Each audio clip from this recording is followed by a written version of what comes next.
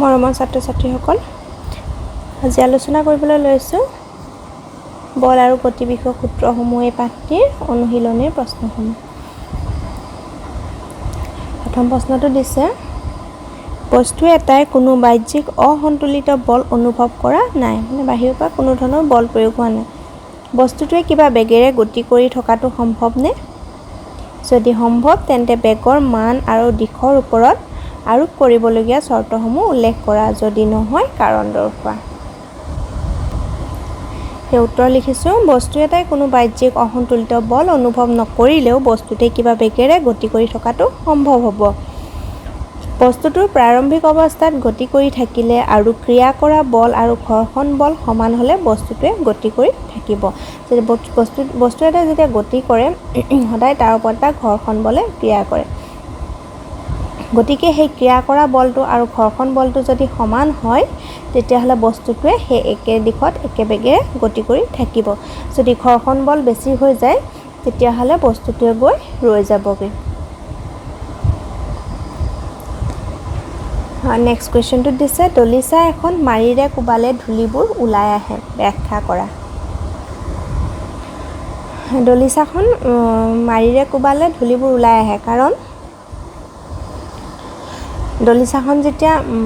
মাৰি এডালেৰে কোবাই দিয়া হয়, কোবাই দিয়াৰ লগে লগে দলিচাখনে এনেকৈ লৰচৰ কৰে, গতি লাভ কৰে। আৰু তাৰ ফলত কি হয়, দলিচাখনত যিখিনি ধূলি থাকে, সেই ধূলিখিনি স্থিতিশীল অৱস্থাত থাকিব বিচাৰে। যিহেতু দলিচাখন প্ৰথমতে স্থিতিশীল অৱস্থাত থাকে, গতিকে সেই দলিচাখনৰ লগতে ধূলিখিনি স্থিতিশীল অৱস্থাত থাকিব বিচাৰে। কিন্তু দলিচাখনত কোবাই দিয়াৰ লগে লগে দলিচাখনে গতি লাভ কৰে আৰু ধূলিখিনি কি হয়, স্থিতিশীল অৱস্থাত থাকিব বিচৰাৰ কাৰণে সেই জড়তাৰ কাৰণে ধূলিবোৰ তলত পৰি যায়। গতিকে উত্তৰত লিখিছোঁ, দলিচা এখন মাৰিৰে কোবালে গাড়ীখনে লিখিছোঁ, কোবালে দলিচাখনে হ'ব, দলিচাখনে গতি লাভ কৰে। কিন্তু দলিচাখনত লাগি থকা ধূলিকণাবোৰ স্থিতি জড়তাৰ কাৰণে স্থিৰ হৈ থাকিব বিচাৰে। স্থিৰ হৈ থাকিবলৈ কোনো আধাৰ নাপায়, ধূলিবোৰ বিচ্ছিন্ন হৈ পৰে। গতিকে সেই একেখিনি ঠাইতে ধূলিখিনিয়ে থাকিবলৈ বিচাৰে, গতিকে তাত থাকিবলৈ যিহেতু কোনো আধাৰ বিচাৰি নাপায়, কোনো তাত থাকিবলৈ যেতিয়া দলিচাখন যেতিয়া আঁতৰি যায়, ধূলিবোৰ থাকিবলৈ তাত একো বিচাৰি নাপায়, সেইকাৰণে তলত সৰি পৰে। 3 নম্বৰত দিছে, বাছৰ মূধচত ৰখা বস্তুবোৰ ৰছীৰে বান্ধি ৰখাবলৈ কিয় কোৱা হয়? বাছৰ মূধচত যিবোৰ ৰখা হয় ওপৰত, সেইবোৰ বান্ধি ৰাখিবলৈ কোৱা হয়। যিবোৰ আমাৰ বস্তু লাগেজ, বেগ চেগ এইবোৰ আদি কৰি যি বস্তু থোৱা হয়, এইবোৰ ৰছীৰে বান্ধি থ'বলৈ কোৱা হয়। কি কাৰণে? কাৰণ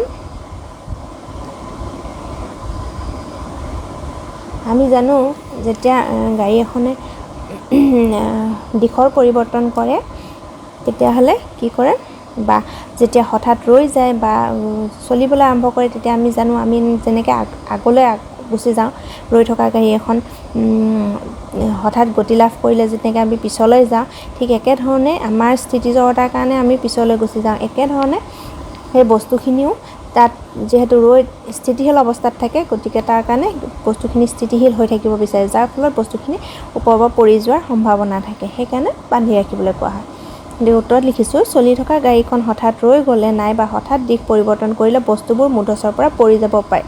নাইবা গাড়ীৰ গতিৰ দিশত হালি যায়। ইয়াৰ কাৰণ হ'ল, গাড়ীখন চলি থকা অৱস্থাত বস্তু আৰু গাড়ীৰ গতি একেই থাকে, মানে একেটাই থাকিব। গাড়ীখন ৰৈ গ'লে নাইবা দিশ পৰিৱৰ্তন কৰিলে গতি জড়তাৰ ধৰ্ম অনুসৰি বয় বস্তুবোৰ গতিশীল হৈ থাকিব বিচাৰে। গতিকে যিহেতু গতি জড়তাৰ কাৰণে, যিহেতু গতিশীল অৱস্থাত থাকিব, তেতিয়া গতি জড়তাৰ কাৰণে কি হ'ব, সেই ওপৰত যিবোৰ বস্তু থাকে, সেই বস্তুবোৰ গতিশীল হৈ থাকিব বিচাৰিব, আৰু তাৰ ফলত কি হ'ব, আৰু একে দিশত গতি কৰি থাকিব বিচাৰে, সেয়েহে বস্তুবোৰ পৰি যাব। গতিকে পৰি যোৱাৰ সম্ভাৱনা থাকিব, সেইকাৰণে কি কৰা হয়, বস্তুবোৰ পৰি নাযাবৰ বাবে ৰছীৰে বান্ধি ৰাখিবলৈ উপদেশ দিয়া হয়। 4 নম্বৰ দিছে, ক্ৰিকেট খেলৰ বেট ধৰোঁতাজনে মৰা বলটো মাটিৰে অলপ দূৰ বাগৰি গৈ ৰৈ যায় বলটো যোৱাৰ কাৰণ হ'ল ক্ৰিকেট খেলৰ বেট ধৰোঁতাজনে যেতিয়া বলটো মাৰে সেইটো অলপ দূৰ বাগৰি গৈ পেলাই ৰৈ যায় বলটো ৰৈ যোৱাৰ কাৰণ কি কাৰণে ৰৈ যায় বেট ধৰোঁতাজনে বলটোত পৰ্যাপ্ত জোৰেৰে নামাৰিলে বলটোৰ বেগ ইয়াৰ ওপৰত প্ৰয়োগ কৰা বলৰ সমানুপাতিক বলটোৰ গতিৰ বিৰোধিতা কৰা বল এটা ক্ৰিয়াশীল হৈ আছে বলটোৰ ওপৰত কোনো অসন্তুলিত বলে ক্ৰিয়া কৰা নাই আৰু সেইবাবে বলটো ৰৈ যাব খোজে গতিকে ইয়াৰ ভিতৰত কি হ'ব বেট ধৰোঁতাজনে বলটো পৰ্যাপ্ত জোৰেৰে নামাৰিলে এইটো কাৰণ নহয় কাৰণ পৰ্যাপ্ত জোৰেৰে মাৰিলেও সি এটা সময়ত গৈ ৰৈ যায় বলটোৰ বেগ ইয়াৰ ওপৰত প্ৰয়োগ কৰা বলৰ সমানুপাতিক গতিকে এইটোও নহয় বলটোৰ গতিৰ বিৰোধিতা কৰা বল এটা ক্ৰিয়াশীল হৈ আছে জানো আমি ঘৰ্ষণ বল এটা সদায় প্ৰতিটো গতিত এটা ঘৰ্ষণ বলে ক্ৰিয়াশীল হৈ থাকে গতিকে এইটো বলটোৰ যিটো গতিৰ বিৰোধিতা কৰা বল এটা ক্ৰিয়াশীল হৈ আছে আৰু সেইটোৰ কাৰণে কি হয় বলটো অকণমান দূৰ গৈ ৰৈ যায় গতিকে অপশ্যনটো হ'ব গটো নেক্সট কুৱেশ্যনটো দিছে ৰৈ থকা অৱস্থাৰ পৰা ট্ৰাক এখন পাহাৰৰ পৰা স্থিৰ তৰণেৰে নামি আহিছে ই 20 ছেকেণ্ডত 400 মিটাৰ দূৰত্ব অতিক্ৰম কৰিলে ইয়াৰ ত্বৰণ নিৰ্ণয় কৰা যদি ট্ৰাকখনৰ ভৰ 7 মেট্ৰিক টন হয় তেন্তে ট্ৰাকখনৰ ওপৰত ক্ৰিয়া কৰা বলৰ মান নিৰ্ণয় কৰা গতিকে ইয়াত আমি প্ৰথমতে লিখি লৈছোঁ কি দিয়া আছে প্ৰাৰম্ভিক বেগ যেহেতু ৰৈ থকা অৱস্থাৰ পৰা ট্ৰাকখন নামি আহিছে গতিকে এটা প্ৰাৰম্ভিক বেগ হ'ব ইউ অতিক্ৰম কৰা দূৰত্ব কি বুলি কৈছে 400 মিটাৰ দূৰত্ব অতিক্ৰম কৰে গতিকে অতিক্ৰম কৰা দূৰত্ব s হ'ব 400 মিটাৰ আৰু এইটো কিমান সময়ত বুলি কৈছে t = 20 ছেকেণ্ডত গতিকে t টো হ'ব 20 ছেকেণ্ড আৰু আমাক উলিয়াব দিছে ইয়াৰ ত্বৰণ নিৰ্ণয় কৰা ত্বৰণ এ উলিয়াব লাগে আৰু তাৰ পিছত দিছে যদি ট্ৰাকখনৰ ভৰ 7 মেট্ৰিক টন হয় তেন্তে ট্ৰাকখনৰ ওপৰত এমটো যদি 7 মেট্ৰিক টন হয় ট্ৰাকখনৰ ওপৰত ক্ৰিয়া কৰা বলৰ মান ট্ৰাকখনৰ ওপৰত ক্ৰিয়া কৰা বলৰ মান এফৰ মানটো উলিয়াব দিছে ক্ৰিয়া কৰা বল উলিয়াব লাগিব বলৰ মানটো উলিয়াবলৈ আমি বলৰ মান F = ma বুলি জানো গতিকে mটো দিয়াই আছে ট্ৰাকখনৰ ভৰ 7 মেট্ৰিক টন গতিকে mটো আমি পাইছোঁ গতিকে এটো আমাৰ যেহেতু ত্বৰণটো উলিয়াবলগীয়া হৈছে গতিকে আমি যদি a মানটো উলিয়াওঁ তেতিয়াহ'লে বলৰ মানটো উলিয়াব পাৰিম আৰু ইয়াত আমি ত্বৰণটো উলিয়াবলৈ দিছে প্ৰথমতে গতিকে এইকেইটা দিয়া তথ্যকেইটা ব্যৱহাৰ কৰি আমি কোনটো সূত্ৰ প্ৰয়োগ কৰিব পাৰিম s দিয়া আছে u দিয়া আছে t দিয়া আছে a দিয়া আছে গতিকে s = ut + half of at square গতিকে এইটো সূত্ৰ ব্যৱহাৰ কৰি পেলাই আমি ত্বৰণৰ মানটো উলিয়াব পাৰিম গতিকে আমি লিখিছোঁ আমি জানো যে s = ut + half of at square s টো দিয়া আছে 400 u ৰ মানটো 0 t ৰ মান 20 প্লাছ এই হাফটো সূত্ৰমতে আহিছে a ৰ মানটো নাজানো t টো হ'ল 20 at স্কুৱেৰ যেহেতু গতিকে 20 স্কুৱেৰ 400 এইটোতো পূৰণ কৰিলে শূন্যই হ'ব কাৰণ শূন্যৰ লগত যিকোনো সংখ্যা পূৰণ কৰিলে আমি শূন্যই পাওঁ plus half of a t 20 square গতিকে 20 × 20 লিখিছোঁ 2ৰে 20ক কাটিলে 10 বাৰ যাব গতিকে এইটো কিমান হ'ল 400 = টো শূন্যই হ'ল গতিকে ইয়াতে আমি পালোঁ 20 × 10 200 × a ইয়াতে আমি এটো ৰাখিলোঁ এটো ইয়াতে উফালে ৰাখিলোঁ এই 200টোক আমি এই বাওঁফাললৈ লৈ আহিলোঁ গতিকে যিহেতু 200টো পূৰণ হৈ আছে বাওঁফালে আহিলে হৰণ হ'ব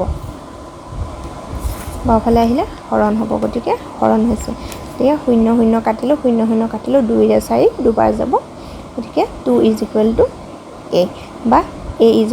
2 মিটাৰ/ছেকেণ্ড²।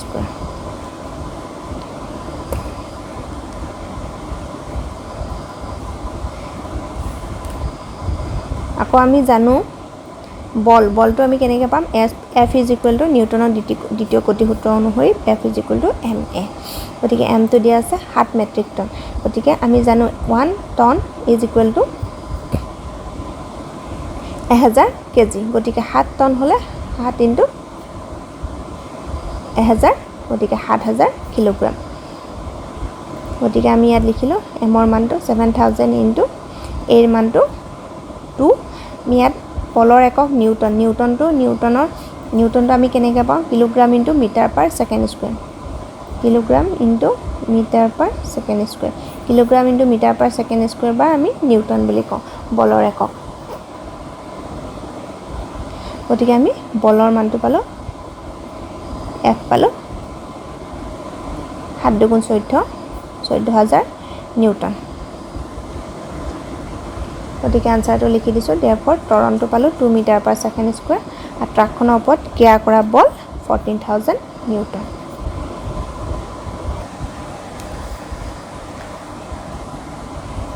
6 নম্বৰ কোৱেশ্চনটো দিছে 1 কেজি ভৰৰ শিল এটা হিমীভূত হ্ৰদ এটাৰ পৃষ্ঠৰ ওপৰেদি 20 মিটাৰ পাৰ সেকেন্ড বেগেৰে দলিয়াই দিয়া হি 250 মিটাৰ দূৰত্ব অতিক্ৰম কৰি ৰৈ গ'ল শিলটোৰ আৰু বৰফৰ মাজত ঘৰ্ষণ বল কিমান গতিকে কি হৈছে 1 কেজি ভৰৰ শিলটোৰ ভৰ ওজন কিমান দিছে 1 কেজি হিমীভূত হ্ৰদ এটা হিমীভূত মানে যেটো আমাৰ বৰফ হৈ থাকে ফ্ৰোজেন হ্ৰদ এটা পৃষ্ঠৰ ওপৰেদি কিমান বেগেৰে 20 মিটাৰ পাৰ সেকেন্ড বেগেৰে দলিয়াই দিয়া হি কিমান দূৰ গ'ল 250 মিটাৰ দূৰত্ব অতিক্ৰম কৰি ৰৈ গ'ল গতিকে শিলটো আৰু বৰফৰ মাজৰ ঘৰ্ষণ বল কিমান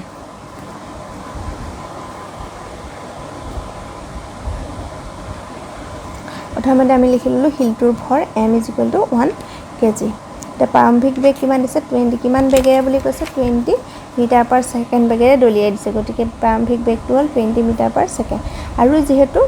দলিয়াই দিয়াত হি 250 মিটাৰ দূৰত্ব গৈ ৰৈ গ'ল বুলি কৈছে গতিকে ৰৈ যোৱাৰ কাৰণে অন্তিম বেগটো হ'ব v মানটো হ'ব 0 আৰু দূৰত্বটো কিমান দূৰত্ব গ'ল 250 মিটাৰ গ'ল গতিকে আমি ঘৰ্ষণ বল উলিয়াব লাগে গতিকে বল উলিয়াবলৈ হলে আমি জানো F = ma m ৰ মানটো দিয়া আছে শিলটোৰ ওজন দিয়া আছে 1 কিলোগ্ৰাম গতিকে a ৰ মানটো আমাক লাগিব যেহেতু ইয়াত a ৰ মানটো নাই গতিকে আমি এই কিটা দিয়া তথ্যৰ পৰা আমি কি ল'ব পাৰো u v s এই কিটাৰ পৰা আমি ল'ব পাৰো v square minus u square = 2as গতিকে ইয়াতে আমি v ৰ মানটো পাইছিলো 0 minus u ৰ মানটো পাইছো 20 = 2 into a s ৰ মানটো পালো 250 ইয়াত আমি এককবোৰ আসলে মিলাই চাব লাগিব যেহেতু এককবোৰ মিলি আছে ইয়াত মিটাৰ আছে গতিকে ইয়াত সলনি কৰিবলগীয়া একো নাই যদি কোনবাটো মিটাৰত বা কোনবাটো সেন্টিমিটাৰত দিয়া থাকে যদি এককবোৰ বেলেগ থাকে তেতিয়াহলে এটা একক হলে নি ল'ব লাগিব তাৰ পিছত এটো আমি পালো এটোটো 0 হ'ল গতিকে এটো মাইনাস আছে minus 20 into 20 400 = 250 into 2 500 into a গতিকে এই 500 টো a লগত পূৰণ হৈ আছে আমি বাওফালে লৈ আহিলো হৰণ হ'ল 0 0 0 0 কাটিলে গতিকে আমি a ৰ মানটো পালো -4/5 গতিকে -4/5 পাই দুখ যেতিয়া আমি হৰণ কৰিলে পালো -0.8 মিটাৰ পাৰ সেকেন্ড স্কয়াৰ তেমন ঘৰ্ষণ বল উলিয়াব লাগে ঘৰ্ষণ বল F = ma গতিকে m ৰ মান পাইছিলো 1 কেজি আৰু a ৰ মান পালো -0.8 মিটাৰ পাৰ সেকেন্ড স্কয়াৰ গতিকে kilogram * metre per second square এখিনি মানটো আমি লিখিলো নিউটন আৰু এটো পূৰণ কৰি পেলাই আমি পালো -0.8 নিউটন